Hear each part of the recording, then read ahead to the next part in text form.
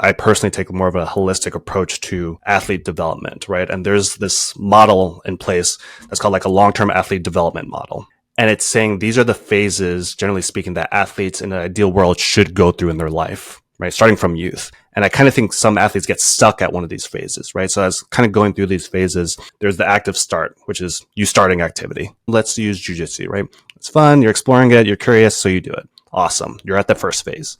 The second phase is fundamentals. You're learning. And when I say fundamentals, I'm not going, well, this is an arm bar. This is a back. No, we're going, this is how you move your body. This is just you getting used to this new space, fundamentally moving and adapting to the space. Then we actually learn like how to train, right? Then we actually learn the techniques, right? I know how to actually shrimp now or do a technical stand up. Now I can actually apply it to actually techniques, right? So we do what most people go through these phases as they participate in athletics and sports. The next phase is great. You're learning how to train, but now you're training to train. Right. And that's a funky one, right? But so I've learned how to train, but now I'm training to train these techniques, right? I'm really sharpening and honing these techniques. And at that phase, that's where you start getting, as a coach or even as a practitioner, as a coach, you can start going, hey, I think this person may want to compete because they're really refining these techniques. They're asking questions, they're diving in, right? And as a student, that's where you get a lot of people really falling in love with just the training piece, but also that's where they start going, hey, do I want to compete? Or honestly, this is just fun. I love the training. So after you're training to train, now you're training to compete. And that's what I was saying. That's where the split sometimes happens. Some people go, no, I don't plan on competing, which is totally fine. Or they go, yeah, I'll love to really, I'm trying to compete. I'm training so I can apply this in competition. Once again, this is where a lot of athletes, if you're an athlete, you will obviously get to this phase.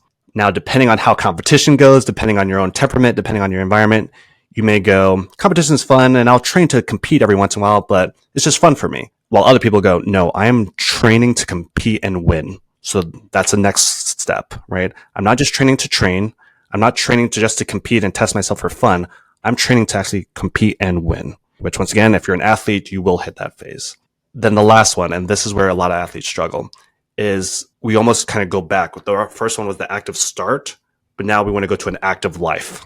Right? Because as an athlete, at some point, your competitive career will come to an end. And it may be a normative ending or a non-normative ending. A normative ending is I'm deciding to retire. Non-normative is I received an injury that's not going to allow me to compete again. And people have different struggles depending on how they end up leaving their sports. But being able to take that journey that you went through, right, from active participation to learning to training to getting, how do I have just an active life because I'm no longer a competitor? But how can I have a life that's conducive to me staying active so that I continue being a service to my community in the ways I want to? And that's the thing that, once again, I really try to emphasize with my athletes, with my students, with people in my life is go through the whole entire progress, but make sure that you end up in a place where you're not only doing it on the mat, but you're conducive to the other areas of your life.